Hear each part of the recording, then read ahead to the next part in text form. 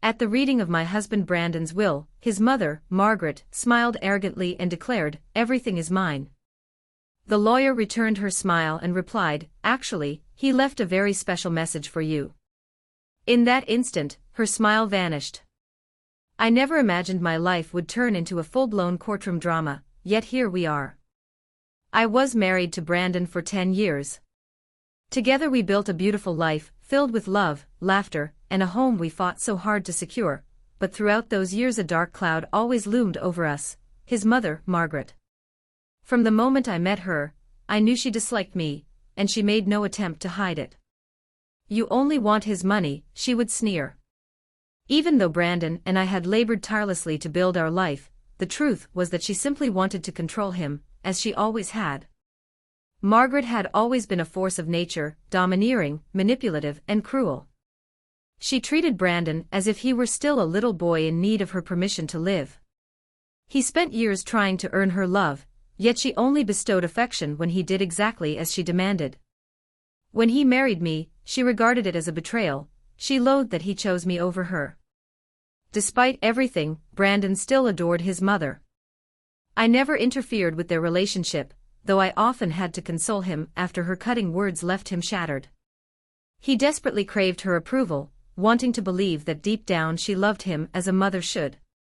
Then, 6 months ago, Brandon passed away. It wasn't sudden, he had been battling an illness for a long time. We had time to prepare, to talk about everything, and one of the things he insisted on arranging was his will. He knew his mother would come after me, he knew exactly what she was like, and that has brought us to this very day. I sat in the lawyer's office, my hands tightly clasped as the pain still felt all too raw. Margaret occupied the seat across from me, dressed in an expensive black dress, feigning the grief of a widow. Since Brandon's death, she had scarcely spoken to me except to taunt me at the funeral, mocking that it was only a matter of time before I ended up on the street, which she believed was where I belonged. She truly believed it. There she was, smiling presumptuously, waiting for the lawyer to confirm what she already assumed, that everything belonged to her. The lawyer cleared his throat and began to read Brandon's will. "To my beloved wife, I leave our home, our savings, and all of my personal belongings." Margaret's smile faltered for a moment, but she quickly regained her composure, leaning back in her chair with an air of arrogance, still entirely convinced that the money, the investments, the stocks, and the assets she believed were rightfully hers would be hers.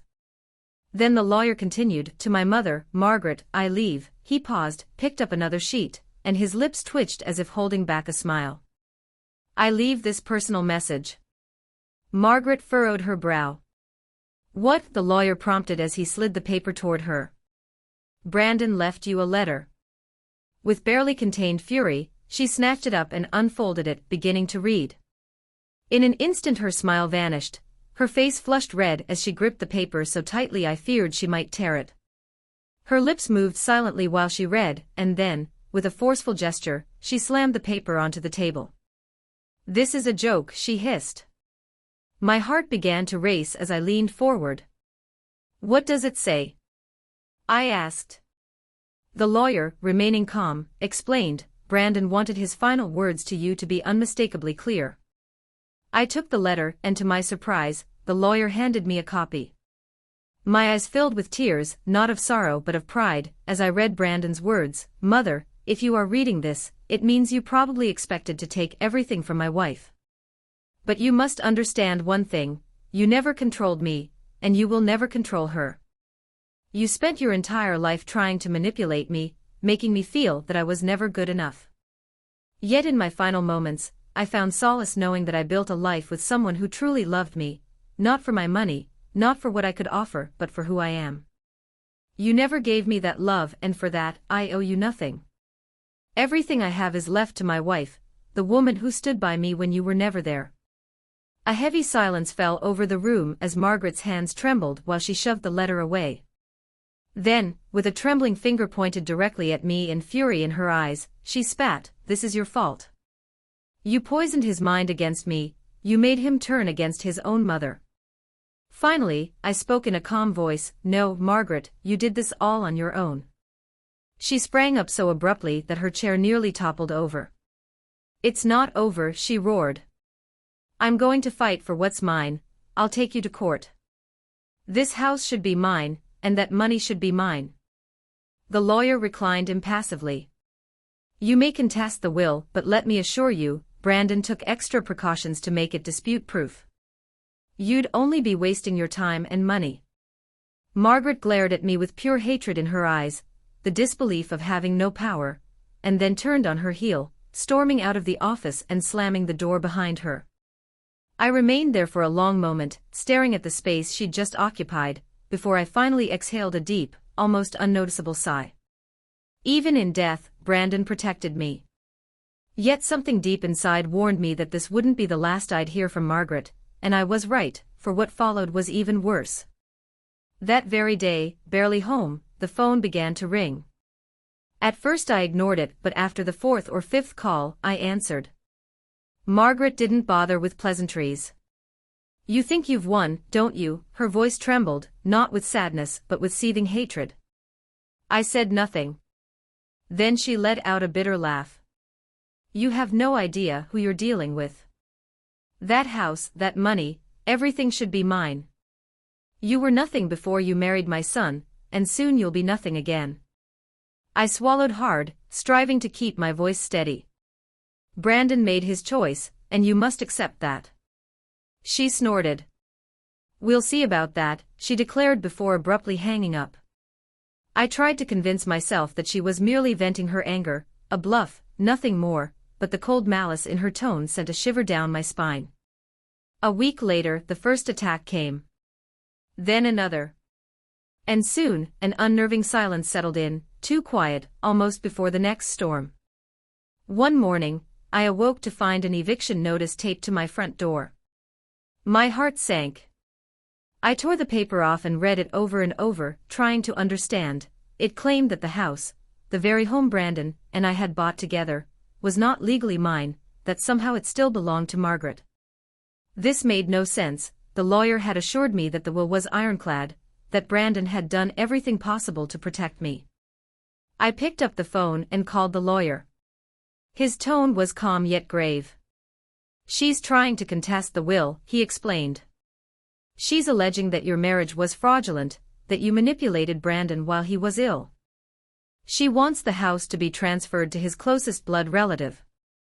My stomach churned. She can't do that, can she? I whispered. She might try, he sighed, but she doesn't have a solid case. She's grasping at straws, though that doesn't mean it won't be a battle. And battle it was. Margaret dragged me into court with absurd accusations, claiming I had imprisoned Brandon, taken advantage of his illness, and estranged him from his loving family. It was a circus.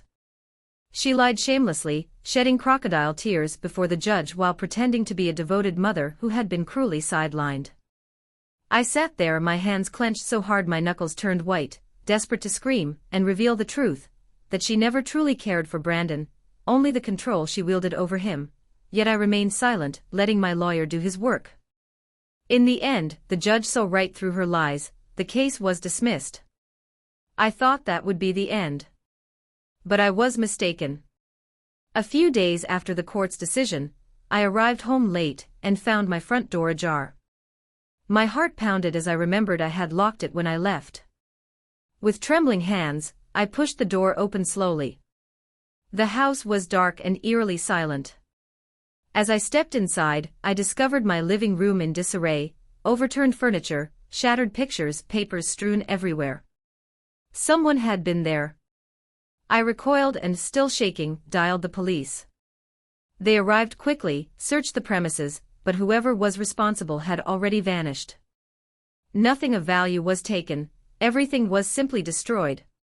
It wasn't a robbery, it was a message. That same night, I heard a knock at the door.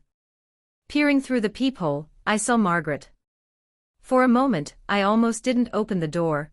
Every fiber of my being screamed to stay hidden, to remain in fear. But I was exhausted from a life of hiding. I opened the door. She smiled, but her smile was cold and unfriendly.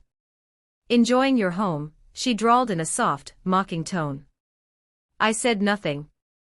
Her smile widened. I'm not going to stop, you know, she declared. You may think you've won, but it's not over. You took my son from me, and now I'm going to take everything from you. For weeks I felt as if something inside me had shattered. I had lived in constant fear, but now, standing before this bitter, hateful woman, who had spent her life trying to control everything, I felt a surge of defiance. I stepped forward, closing the distance between us, and said firmly, "Listen carefully, Margaret, you've already lost. Brandon knew what you truly were, and no matter what you do now, you'll never win. This house is mine, my life is mine, and you have nothing. You did this to yourself." For a brief moment, I saw a flash of fear in her eyes. Then she narrowed her gaze, turned, and melted into the darkness of the night. But I knew it wasn't over, and I was right.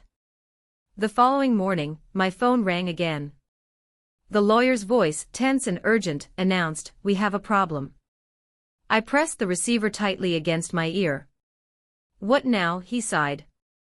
"Margaret has just filed a new lawsuit. She's claiming that Brandon left a secret will, a will that bequeaths everything to her." I nearly dropped the phone. "A secret will? That's absurd," I exclaimed. "I know," he admitted, "but she's presented documents, and worse, she has a witness." My blood ran cold. "Who?" There was a long pause before he uttered a name I never expected, Duncan, Brandon's best friend. Duncan had been Brandon's friend since childhood. He was the best man at our wedding and had wept at Brandon's funeral. I trusted him. And now, inexplicably, he was siding with Margaret. I called him immediately. He answered in a tone that was unsettlingly calm. "Hey, tell me this isn't true," I pleaded, my voice trembling. "You're not helping her, are you?" After a pause, he sighed. "I didn't want to get involved, but Margaret made some convincing arguments. She claims that Brandon changed his mind before he died, that he didn't want to leave everything to you." I felt as if I'd been punched in the stomach. "That's a lie," I insisted. "You know it's a lie. She has a document."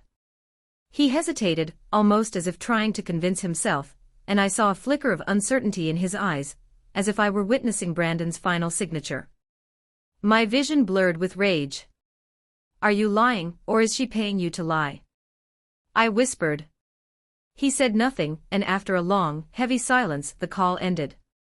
Then I discovered that Brandon had foreseen everything. The lawyer opened a file, and there it was, a video Brandon had recorded, his true final coup.